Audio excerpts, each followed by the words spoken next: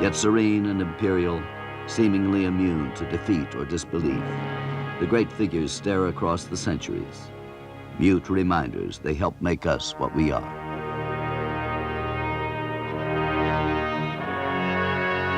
Tokens of our brief history, they too might have vanished beneath the lake.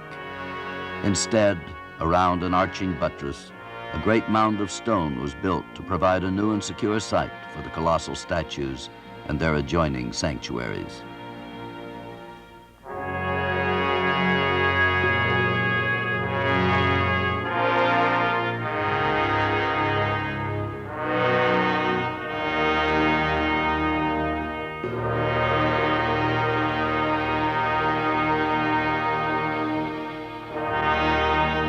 We have saved ancient kings and gods from the high dam. The living have not always been so fortunate. Great stone monuments have been safely moved. But there are other ruins more recent, made of mud and plaster, described by their survivors. Acacia has lost its lands and has lost its houses and it lost palm trees and lost its fields, and the water is up, very up and rising now. As you see this houses also is destroyed, and the water also has came up more than before, as you see. The agriculture is very few, and also we have more people working in Saudi Arabia and Egypt and also in Khartoum, and they send us some money so as to live.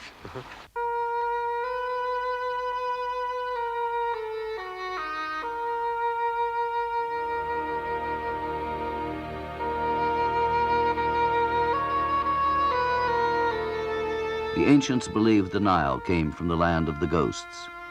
Today, the ghosts lie here. The waters cover not only uncounted monuments and tombs and traces of prehistory in the river's desert corridor. They have drowned the fields and habitations of people still living, most of them now exiles, 1,000 miles away.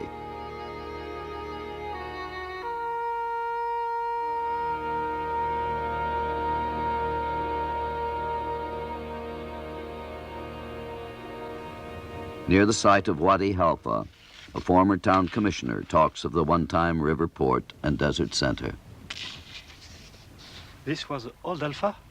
Yes, this is a mosque at the village was called the Ken. It was beautiful. Yes, it's a beautiful site. It's near the garden of the Nile Hotel. It was a very fine city, one of the oldest city in the Sudan. The population in it was about 52,000. 52,000? Yes. And now? And now it is about 8,000. All people were immigrated to the new Halfa at the eastern of the Sudan. The water rise up about 50 meters. 50 meters? Yes, 50 meters. School director Ahmed Bayram also mourns his vanished community. Really. And we are sorry to have lost such a place, a town like Wadi Halfa. Although we are familiarized with the struggle, our struggle really began in 1902 with the first construction of Swan Dam, and then there was the heightening, the first heightening in 1912, and the second heightening. We are always threatened by these heightenings of the Swan Dam until the high dam was constructed to leave us in this desert.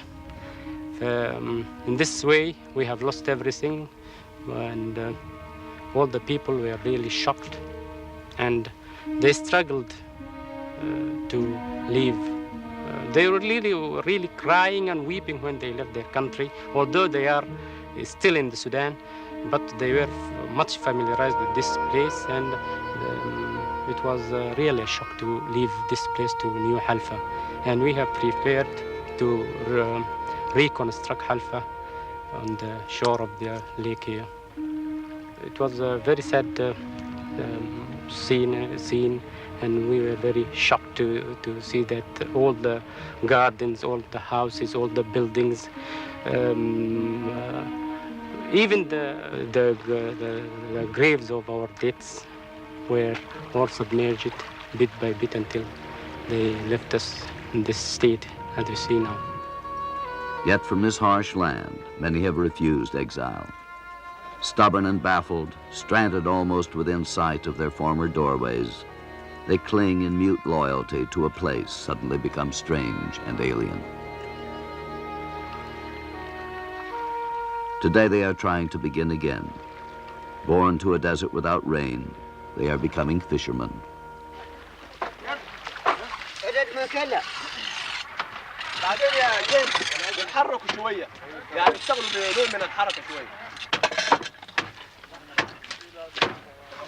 A new fishing industry is being developed at various settlements around the 300-mile lake. To Jean-Paul Cornu, a member of the Cousteau team, Sudanese official Muhammad Ali tells of joint efforts to help the readjustment of Wadi Halfa's displaced survivors.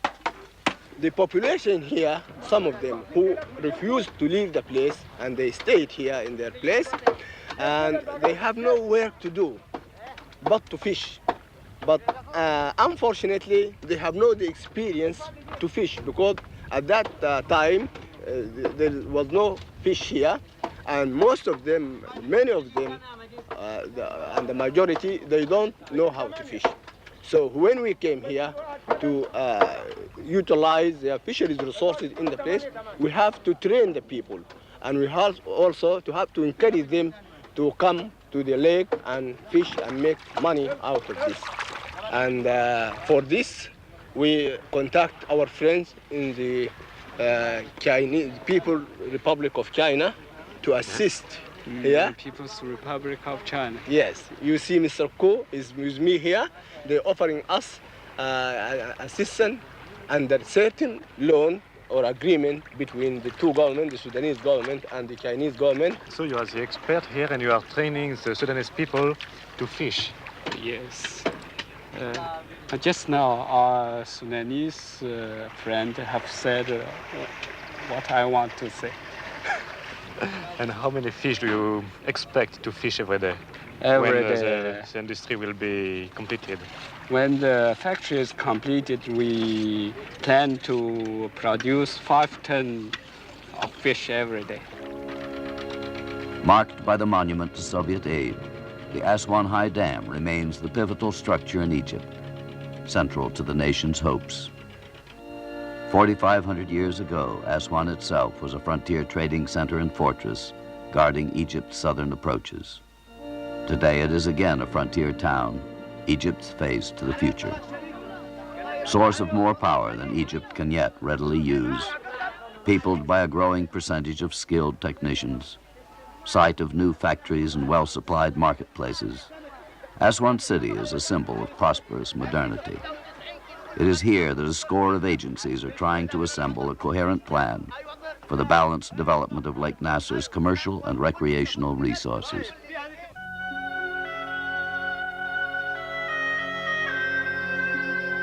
Yet old and new live easily side by side.